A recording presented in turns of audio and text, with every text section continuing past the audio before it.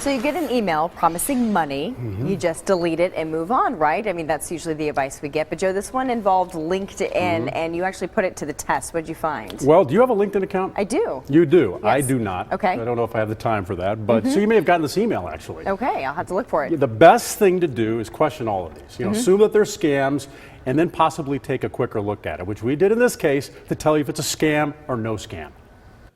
If you have a LinkedIn account, you may have received this email and even clicked on it without thinking. It says you may be entitled to money because of a security breach where hackers could have gotten customer login information, and there's a settlement. But from the choppy formatting to the enticing subject line, legal notice of class action settlement, this email raises some red flags for me, and it should for you too.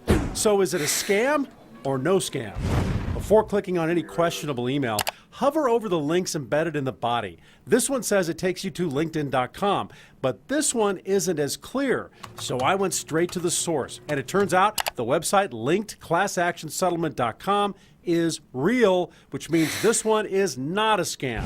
It also means you could be entitled up to $50 if you had a premium subscription LinkedIn account between March 15, 2006 and June 7, 2012.